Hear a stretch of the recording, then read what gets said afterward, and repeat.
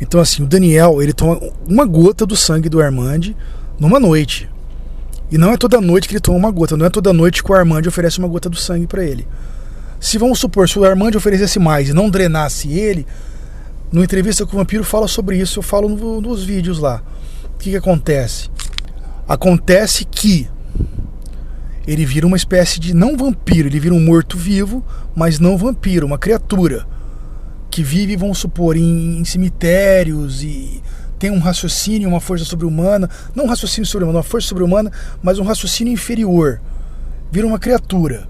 Como dizia o próprio Armand no Entrevista com o Vampiro pro Lu e pra Cláudia, que descobre esses seres na Europa, eles não são um de nós.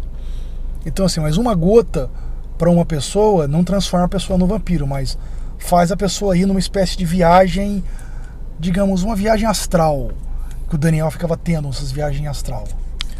Então eles armam, então o Armand fala pra ele, ó, você prepara então os navios, que, certo, ele prepara então um certo grupo de navios, eles arrumam dinheiro para certos navios e mergulhadores.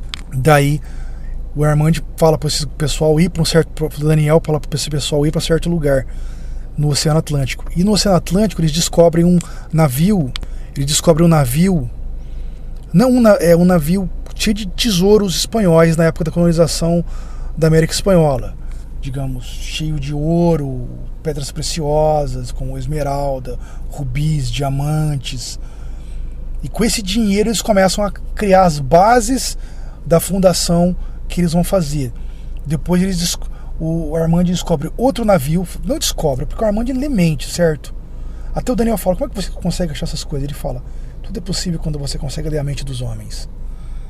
E aí ele começa, digamos assim, ele sabe o que procurar. Então o Armand começa a achar quadros, digamos, quadros de obras de arte.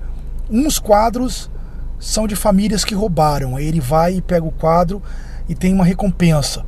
Outros quadros estavam perdidos até para a humanidade. E quem tinha os quadros eram tipo bandidos. Só que o Armand era um vampiro, ele ia, pegava da casa do bandido. Quem vai falar alguma coisa?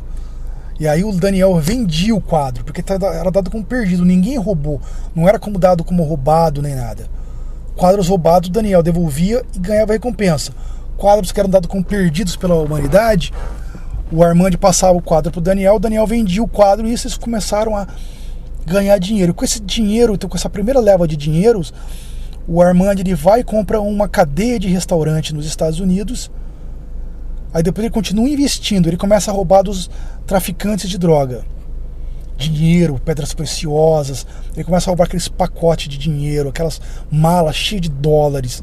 E com isso o Armand começa a fazer um capital financeiro. Aí ele quer fazer o sonho dele. E o sonho dele é fazer uma coisa que chama-se Ilha da Noite. Ele compra uma espécie de ilha na frente de Miami. E ele transforma ela tipo numa espécie de Disneylândia da madrugada. É assim, fica funcionando 24 horas por dia. E ela tipo, é como se fosse um shopping a céu aberto.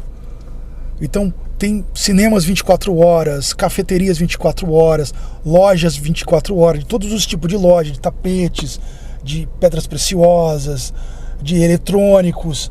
E ele começa a fazer sucesso essa Ilha da Noite. Então a Ilha da Noite começa a se sustentar, e começa a sustentar a fortuna do Armand. Daí o Armand fica nas madrugadas assistindo o império dele que ele fez ali.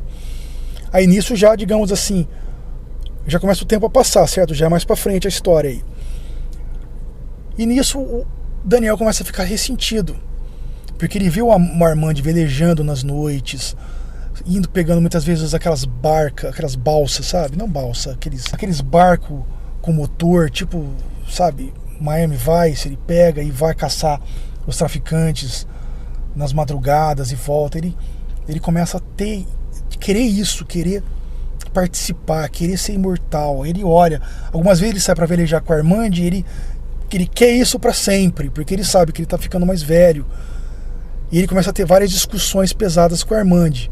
E o Armand fala, não vou transformar você, eu prefiro morrer do que transformar você num ser que nem eu não quero isso, não vou tirar a humanidade de você, eu não vou fazer uma coisa dessas.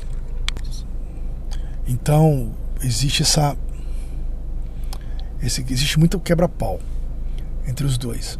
Nisso o Daniel ele começa então a fazer viagens. Quando ele começa a ficar, a briga começa a brigar bastante, ele começa a viajar. Então ele vai, viaja, fica muito tempo fora. Ele entra numa fase completamente autodestrutiva. E aí, digamos, todas as vezes que ele tá mal, o Armand aparece. Aí ele vai, o Armand tirava ele da cadeia algumas vezes, porque pra arruaça, bebedeira. Outras vezes ele tava já quase indo pra rua e o Armand ia, aparecia com uma limousine. Se tava preso, o Armand aparecia com o advogado, pagava pra ele sair da cadeia, pagava o advogado. Ficava arrumando as coisas pra ele. Aí ele voltava lá pra Ilha da Noite, quebrava um pau com o Armand. E aí ele gostava do luxo, da vida do luxo, mas ele sempre pegava um dinheiro, ia pro mundo, ia para algum lugar, para algum país, ficava viajando para Europa, depois voltava para os Estados Unidos, gastava tudo e voltava. Depois, assim, de muita briga, de sempre ficar indo e vindo, e o Daniel viciado no sangue, querendo ser transformado, o Daniel resolve um dia não voltar mais. Ele pega as coisas dele e vai embora da ilha. Daí, nesse momento, que é a última vez que ele fala eu vou embora, não vou voltar mais, e sai fora da ilha, que ele descobre o Vampiro Lestat. O sucesso do Lestat. O Lestat tá aparecendo na televisão, aí ele fica, tipo, sabe, nossa, tô com o Armand na ilha e o Lestat tá aí. E aí um dia ele tá gastando muito dinheiro dele, tá perdendo o dinheiro dele, tá andando pela Europa, os Estados Unidos, enfim. Aí um dia ele encontra num banco de praça, ele tá na praça assim, ele encontra no banco de praça, uma pessoa esquece o livro, o Vampiro Lestat, no banco da praça. Aí ele pega o livro e lê. Aí ele fica tipo, nossa, tudo faz sentido pra ele. Ele começa a lembrar das coisas que o Armand disse pra ele. Coisas que ele já sabia. E vamos lá para algumas delas que ele lembra, né, quando ele leu o livro O Vampiro Lestat. Teve uma vez que ele viajou com o Armand, e o Armand falou que é a primeira vez que ele descobre que o Armand, que existia vampiros mais velhos que o Armand. Ele começa a conversar sobre o Armand, sobre vampiros. Aí ele fala, mas se você é o vampiro mais velho, o Armand fala, eu não sou o vampiro mais velho. Mas o Louis fala na entrevista com o vampiro que você é o vampiro mais velho. Ele fala, não, eu sou o vampiro mais velho que o Louis conhece. Mas existem vampiros bem mais velhos do que eu. Aí ele fala, nós avisamos um ao outro que não queremos contato, mandamos mensagem um para o outro, mas existem vampiros muito mais velhos do que eu, muito mais poderosos do que eu.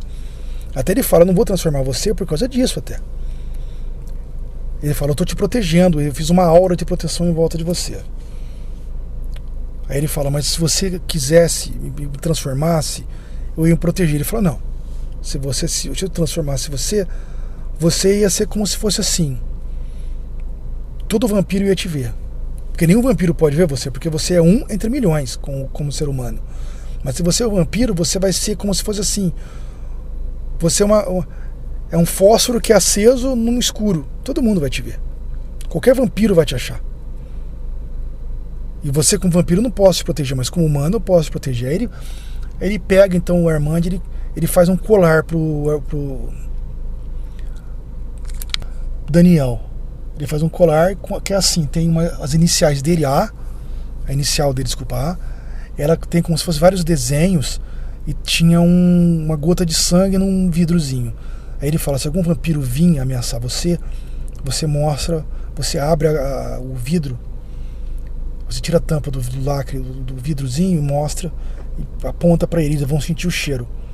Se for um vampiro mais velho, não vai se amedrontar, você tá perdido, mas se for um vampiro mais novo, com certeza ele vai se assustar, que ele vai sentir o meu poder.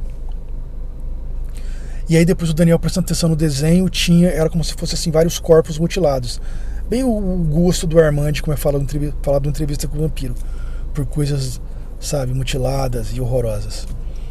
Mas aí o Daniel obviamente acaba perdendo esse colar nessa última andança dele aí, que totalmente autodestrutiva. Daí ele começa a ter os sonhos, aí que eu não falei sobre os sonhos. Ele começa a sonhar. sobre as gêmeas. Tudo o que aconteceu com as gêmeas que eu falei lá no começo, ele começa a sonhar, mas não tudo de uma vez, entende? Ele começa a sonhar, digamos, com as gêmeas no altar, com as gêmeas indo pro Egito, com as gêmeas sofrendo aquela humilhação que o Caiman fez elas sofrerem, com as gêmeas indo pro oásis, coisas assim, trechos, pequenos trechos de sonho. E ele não sabe o que significa. E o Daniel não sabe muito bem o que significa a história das o sonho que eles têm das gêmeas. Ele sabe que está sonhando e ele sabe que é importante, mas ele não sabe o que significa. E ele gostaria de conversar com o Armand sobre isso e contar, só que ele não vai ligar para o Armand, porque ele é um cara orgulhoso. Mas aí quando ele chega bem no fundo do poço, digamos assim, ele tá sem dinheiro, sem comida, barbas por fazer, não tem mais para onde ir, não tem mais o que fazer, já tá passando necessidade de fome. Daí o Armand aparece num carro importado, tipo o Príncipe Encantado, para resgatar ele. Aí o Armand olha para ele e fala: você não quer mais viver, eu vejo que você não quer mais viver. E ele realmente não quer mais viver. Mas o Armand está preocupado, ele leva ele num avião particular dele e estão indo para São Francisco. O Armand fala: eu não sei se eu vou viver. Aí ele: eu entendo. Ele não entende bosta nenhuma, o cara tá totalmente destruído. Eu entendo. Ele tá tão, digamos, mal, fraco, passou tantos dias na rua, com fome, com necessidade do sangue do Armand, da droga dele, tá tão fudido que ele já não sabe nem o que fala. Tá, digamos, até viajando de tão fudido que ele tá. Daí o Armand: eu vejo que você tá mal, mas entenda, eu posso morrer amanhã. Ele fala: existe uma ameaça. Aí ele fala: mas você é imortal, você tá aqui há tanto tempo. Ele fala: você não consegue entender, mas...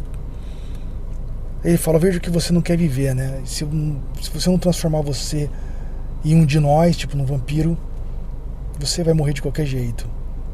E ele confirma isso mesmo, que ele quer morrer. Aí o Armand cria uma imagem, que ele cria isso numa imagem no vampiro Lestat, para falar com o Lestat no final da história. Ele cria uma imagem, de repente o Daniel tá, não posso dizer, numa casa italiana, daquelas uma em frente ao mar, aquelas casas bem grandes, com várias plantas e, sabe, roseiras, enfim, num jardim, uma noite com estrelas brilhando. Aí ele fala: tá vendo, se você for transformado, eu não vou poder criar uma imagem dessa pra você mais, porque quando um vampiro transforma o outro, os dois não compartilham o elo telepático. O elo telepático só é compartilhado entre outros vampiros, mas não entre o que cria e o... digamos, entre o pai e o filho, digamos. Sabe, certo? Ou a mãe e a filha, o que transforma e o que é transformado. Esses não têm o elo telepático. Nós não vamos poder ter isso nunca mais. Eu não me importo. Mas ele tá tão fascinado pelo aquele lugar que o Armand criou, aquela vista perfeita, aquele lugar perfeito, que ele não tá se importando com nada. E o Armand vai e transforma ele, sabe? Suga o sangue dele ali. Aí quando o Daniel acorda de novo depois, ele tá na cidade de São Francisco, digamos assim, perto do, tipo, 2 dias antes do show do Lestat.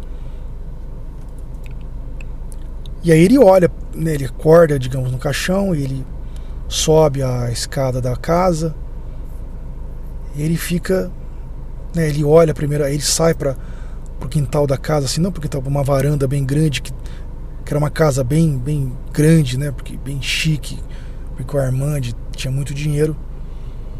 Ele vê São Francisco, todo o cenário de São Francisco com os olhos de vampiro, e ele fica fascinado. Aí o Armand chega e fala: vem comigo agora. Aí eles descem para um porão. Aí ele vê um quadro assim, como se fosse a pintura de uma praia. Aí ele fica fascinado porque o vampiro, pelo menos o Daniel, quando ele está vendo esse quadro, ele não vê um quadro. É como se ele visse a imaginação do autor, do pintor. Então ele vê como se fosse o mar se mexendo, o vento levando as nuvens, areia se mover, uma coisa desse gênero. Aí de repente ele vê um outro quadro de horror, que é aqueles quadros de horror que o Armand gosta, estilo de criaturas todas destruídas, enfim. Ele também fica fascinado vendo aquela coisa horrorosa. Daí o Armand fala, vem comigo. Eles entram num quarto e tinha uma moça jovem no quarto, né? Com certeza o Armand seduziu ela para levar ela até ali. Aí o Daniel, mas que moça bonita e tal, né? Pensa com ele, né? Mas aí ele olha ela de uma outra maneira que ele nunca tinha olhado. Ele começa a ver todas as veias do corpo dela, como um vampiro vê, como é falado numa entrevista com o vampiro. E o Armand fala, você precisa comer agora. Tipo, você precisa se alimentar, você precisa... Eu não posso fazer isso. Você vai ter que fazer. Se você quiser ser imortal, você não queria ser um de nós? Esse é o preço. Aí o Armand vai e começa e fala, agora vem. Daí depois os dois... 2 dias depois, os dois estão a caminho do show do Vampiro Lestat. Aí isso eu conto mais pra frente, que era do clímax. Agora eu vou pra outro personagem. Tem um personagem que ele é muito curto, que conta a história de um arqueólogo. Digamos assim, um arqueólogo, ele descobriu no Monte Carmelo, que é o lugar onde ficava o vilarejo das gêmeas, ele descobre pinturas rupestres. Pinturas rupestres, aquelas pinturas que ficam dentro de caverna. E essas pinturas eram pinturas de 2 gêmeas num altar. Depois e conta a história mais dessas 2 gêmeas. Depois 2 gêmeas sendo raptadas por soldados. Depois mostrava 3 figuras, 2 gêmeas e uma menina, um neném. Aí depois esse arqueólogo descobre nas selvas do Peru, numa caverna, também a história de 2 gêmeas. 2 gêmeas no altar. 2 gêmeas sendo levadas por soldados. 2 gêmeas e uma menina. E assim, os desenhos eram diferentes, mas a história era a mesma. Daí ele descobre tabletes no Egito que contavam a história de gêmeas. Não entra em detalhes. Também mostram, acharam um vaso que tinham o desenho das gêmeas no altar.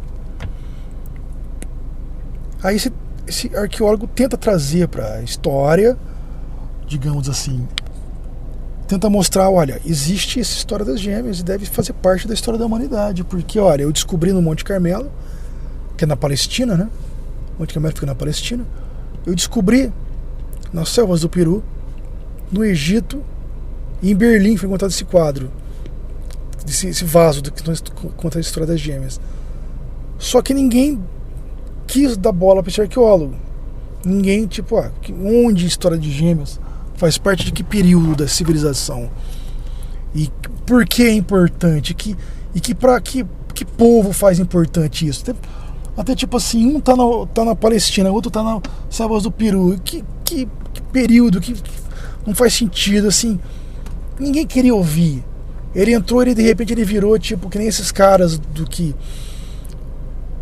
faziam as histórias do Eram os Deuses Astronautas, tipo Eric Von Däniken, sabe, que fica falando sobre essas coisas. Ele virou esse tipo de pessoa. Mas ele encontrou uma patrocinadora muito rica que achou interessante e mandou ele de volta para as selvas do Peru para ver se achava mais coisas. E esse arqueólogo passou a vida toda dele procurando coisas, mas ele nunca mais achou mais nada. Mas essa patrocinadora foi fiel até o fim da vida dele.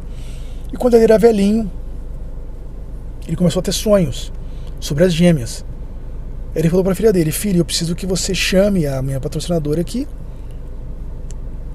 que eu preciso falar para ela dos meus sonhos. A filha dele: que absurdo, fulana que é rica vai vir aqui, para que propósito? Então, mas ele insiste: não, filha, você vai chamar ela. E como ele era, apesar dele ser um cara bem velhinho, mas ele sempre tinha sido um homem bastante sóbrio, bastante consciente, e na velhice ele era bastante consciente do que ele fazia. Ela chamou a patrocinadora, o que ele morre na noite antes dela chegar, que ela chegar na noite, mas ele morre uma noite antes. Aí ele descreveu um bilhete, digamos, as gêmeas indo para algum lugar. E a filha pensa: vou entregar isso para a patrocinadora quando ela chegar. Então agora eu vou contar a história de uma personagem que se chama Jessica, mas no livro é chamada de Jessie. A história dessa personagem é contado em 2 tempos também, mas eu vou contar num tempo só para facilitar a história, então para ficar numa linha retilínea, sabe, enfim. Então assim, essa personagem Jessie, começando a história dela, assim, começa bem tipo assim, ela quando a mãe dela estava grávida dela e já quase nos últimos dias de gravidez sofreu um acidente. A mãe, o pai, né? E ela, digamos assim, foi feito, como eu posso dizer, um parto de emergência no acidente, né? O pessoal, os paramédicos fizeram um parto de emergência. Daí ela, no hospital, ela foi tratada no hospital, tudo, e conseguiram achar os parentes dela, da família dela. E a grande responsável dos parentes dela era uma mulher chamada Maharet. E essa Maharet, que assim arrumou, digamos, os pais adotivos para ela, que eram 2 pessoas bem de vida, de Nova York, e que era responsável pelo bem-estar dessa Jessie. Essa Jessie, enquanto crescia, ela era uma menina que tinha experiências paranormais. Ela via fantasmas, ela via espíritos, essas coisas. Ela via, digamos, casas, assim, lugares assim, tipo, que antigamente tinha uma construção, mas não tem mais. Ela ainda via a construção em certos dias ela não via nada. Quando ela ficou adolescente, ela começou a ter bastante experiência com fantasmas. De início, assim, ela via pessoas e ela não tinha nem certeza se a pessoa era uma pessoa viva ou uma pessoa morta. Mas daí ela começou a ter experiência com fantasmas que vinham tentar se comunicar com ela. E num desses dias que ela teve essa experiência, digamos, uma prima apareceu na casa do pai e da mãe dela, do nada, e falou pra ela: manda uma carta pra Maharet, porque ela se comunicava com a Maharet só por cartas, avisando que aconteceu isso e perguntando o que você vai fazer. E fala que falei pra você falar, né? E essa parente, essa prima, digamos, se chamava Miriam. Aí ela escreveu uma carta. Isso tinha sido de noite, tipo 11 da noite. E ela escreveu uma carta naquela mesma hora. Ela escreveu uma carta, começou a escrever uma carta. Olha, a Miriam esteve aqui agora há pouco e falou pra mim, escreveu uma carta contando essa experiência. Ela contou: eu tô tendo experiências paranormais, eu não sei o que eu faço, e esses fantasmas querem falar comigo, e o que eu devo fazer. E a Miriam falou pra mim te contar isso e não contar mais pra ninguém, só pra você. Aí a Maharet, depois de uns 3 dias, chegou a carta da Maharet pra ela: você fez muito bem em me procurar, e toda vez que a Miriam for aí você me avisa, e a respeito dos fantasmas, ignora os fantasmas. Se você ficar ouvindo eles e ficar dando atenção pra eles, eles vão ficar aparecendo.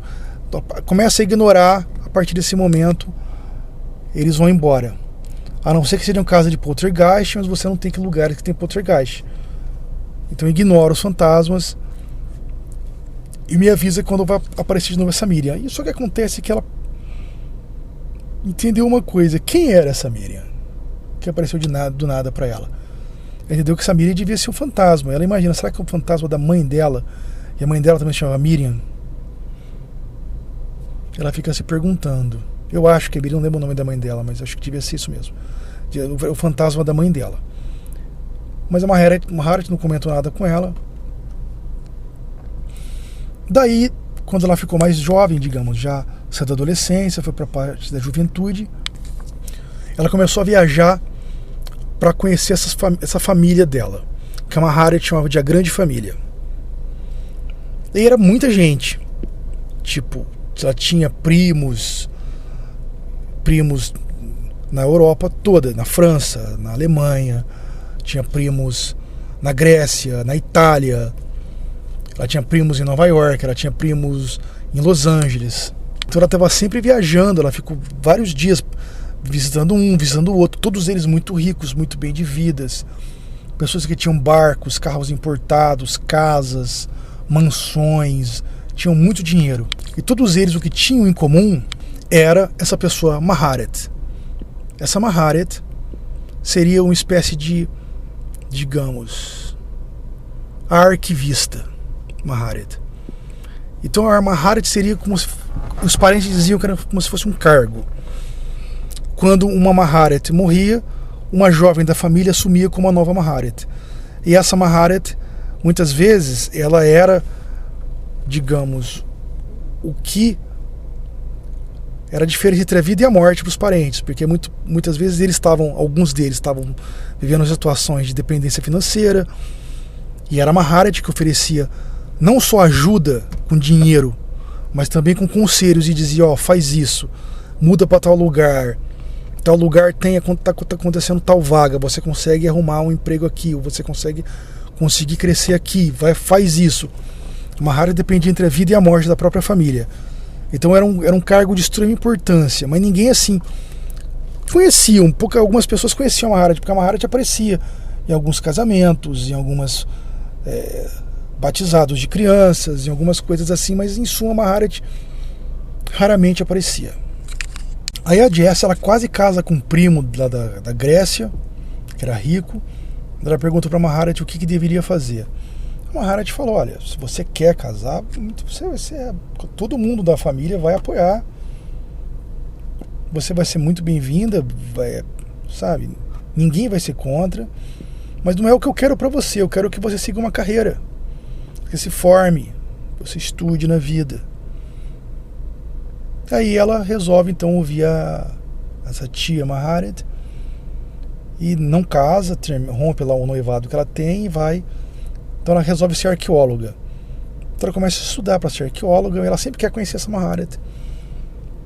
Aí quando ela estava para se formar, ela, um dia num apartamento em Nova York, ela estava passeando por lá, de repente ela sai, quando ela chega, a lareira tá ligada, porque estava num, digamos, uma espécie de mais frio, né? Não inverno, mas mais frio.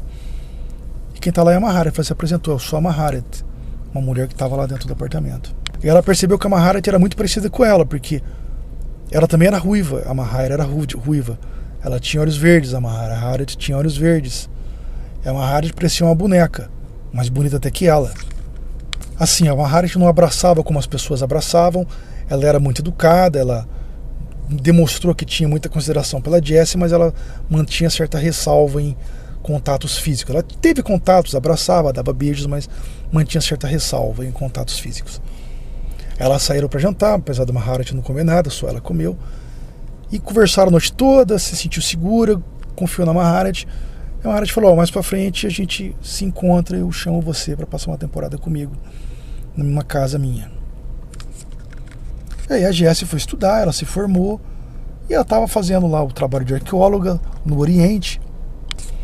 E aí um dia ela recebeu um convite da Maharet de ir para ela, com ela, conhecer a casa dela, que ficava ali perto de São Francisco. Ela aceita o convite, ela pega o avião, vai para lá. É quem recepciona ela no aeroporto, que a Maharet falou que ia estar um amigo dela lá. É um cara que se chama Mael, e que vestia roupa de crocodilo, roupa de couro de crocodilo.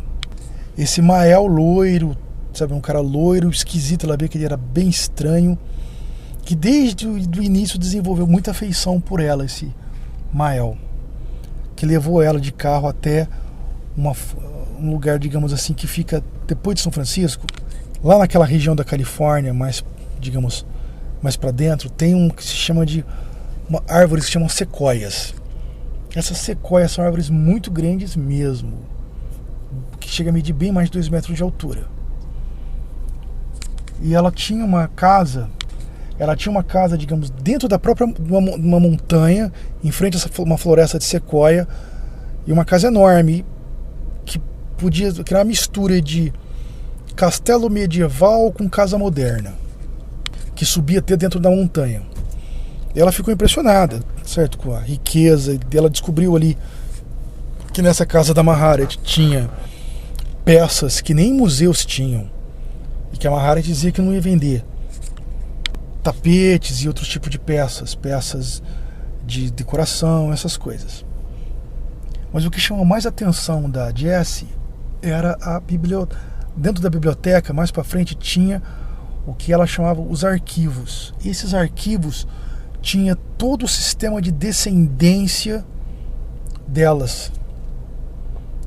Ou seja, essa Maharat, a arquivista, tinha, digamos, toda a história da árvore genealógica delas.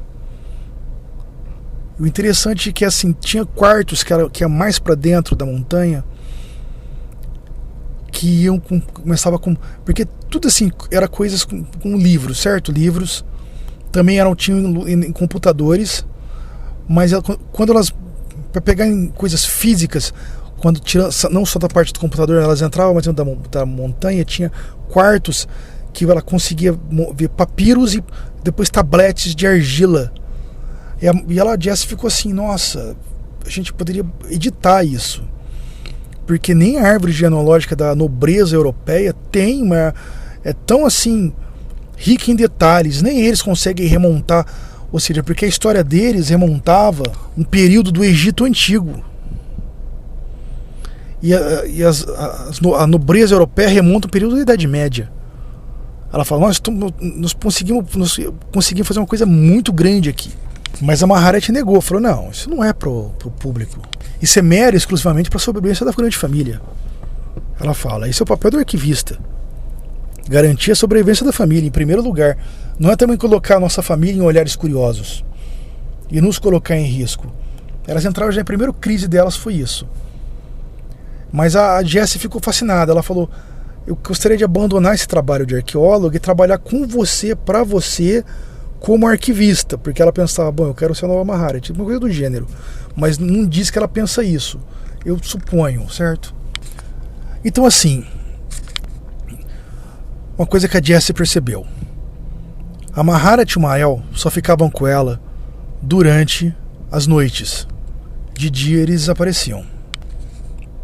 Também aparecia de noite figuras, como um tal de Santino e outras pessoas, como um tal de Eric, estranhas figuras. Esse Santino uma vez deu um presente para ela, quando a Maharat apresentou ela como sobrinha dela, mas o presente sumiu 2 dias depois.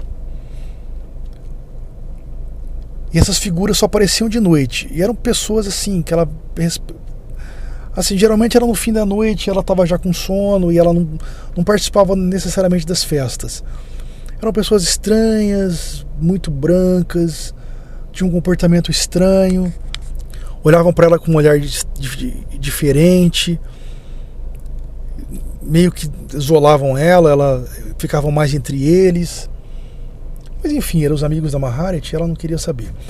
E ela durante os dias também não sentia falta da Maharat nem do Mael, porque a Maharat contratava, todo dia chegava de manhã cedo um grupo de uma cidade ali perto que fazia comida para ela, café da manhã, almoço, e deixava a janta pronta. E também eles limpavam a casa, então ela nunca estava sozinha e não sentia falta deles, porque de dia ela ia numa lagoa nadar, ela ia ler algum livro, e ela tinha todo o conforto ali, então ela não sentia necessariamente falta deles. Aí um dia a Maharat levou ela para um lugar que também ficava bem em cima da montanha, atrás de uma espécie de uma sala bem grande de reunião, toda bastante vidro. E atrás tinha um lugar que ficava toda a árvore genealógica desenhada na parede, bem grande. E a Jessie ficou realmente fascinada com aquilo, com o desenho, sabe, da árvore genealógica mesmo, totalmente desenhada na parede. Então tipo, ia bem grande e descia o desenho na montanha, num trecho de um parto lá.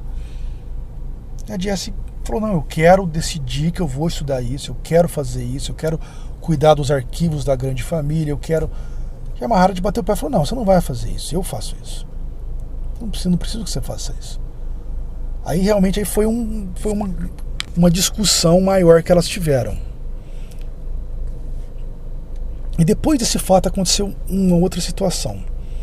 Numa noite, assim, ao longo do tempo, o Mael desenvolveu muito afeto por ela. Jessie chegou a achar que ele estava apaixonado por ela. Ele inclusive deu para ela um colar celta. Uma pulseira celta para usar no braço, que devia valer muito dinheiro. Ela sempre usava essa pulseira, gostou muito dessa pulseira. essa pulseira celta que ele deu para ela. E numa noite ele se aproxima dela e ele dá um beijo na boca dela. E depois assim, ela, assim, porque é ela narrando a história, certo? Essa personagem narrando a história. Então ela começa, tudo fica enevoado, porque é como se ele tivesse ido pro pescoço dela e sugado o sangue dela. De repente a Maharet chega e dá uma porrada com muita força no Mael, que ele atravessa a parede. Aí ela se assusta, porque, porra, o cara, como é que a Maharet dá um soco, uma porrada no cara e ele atravessa a parede? Aí ela assustou, não só por isso, pelo próprio Mael, como é que ele pensa, como é que uma pessoa vai sobreviver sendo atravessada a parede? Aí ela vai correndo atrás do Mael para ver se aconteceu alguma coisa. Aí ela chega num outro cômodo, de repente o Mael tá bem, não aconteceu nada com ele, como não tivesse acontecido nada, tava tipo. Aí a Maharet aparece bem atrás da Jessie. Aí o Mael faz uma mesura pra Maharet e sai. Aí depois a Maharet começa a chorar bastante. Aí ela fala pra Jessie, olha, você vai embora amanhã. Ela, não, mas eu não quero partir não, você vai embora amanhã. Amanhã você vai partir. E eu não devia ter trazido você aqui, eu fui egoísta, porque eu queria você que ficasse comigo. Mas a minha vida não tem como você tá presente. E ela chora e fala, amanhã você vai estar aqui. E eu vou fazer uma coisa, você não vai se lembrar de certas coisas. Então a Maharet, ela faz uma espécie de hipnotiza Jessie, e ela tira certos fatos da mente de Jessie, como o beijo do Mael, como o Mael sugando o sangue dela, com uma porrada que a Maharet deu nela, e outras coisas a respeito da grande família, por exemplo, esse quadro. Não esse quadro, essa pintura, não pintura, mas esse negócio na parede que ela viu, que tinha toda a árvore genealógica na parede, isso ela tirou também da Jessie. E no dia seguinte, quando a Jessie acorda, tinha um bilhete da Maharet pra Jessie, falando, avisando, né, olha, eu sinto muito, mas o nosso tempo aqui juntas acabou, você é muito importante pra mim, coisas assim, mas agora você tem que seguir seu caminho, vai fazer seu trabalho, a gente se encontra mais pra frente, coisas desse gênero. Então a Maharet, ela volta pra vida dela, mas assim, ela, na verdade, ela vai pra Inglaterra, ela vai ser arqueóloga, mas ela vai pra Inglaterra. Como ela tem muito dinheiro, certo? A família dela tem muito dinheiro, ela vai pra Inglaterra. E na Inglaterra acontece um fato envolvendo fantasmas.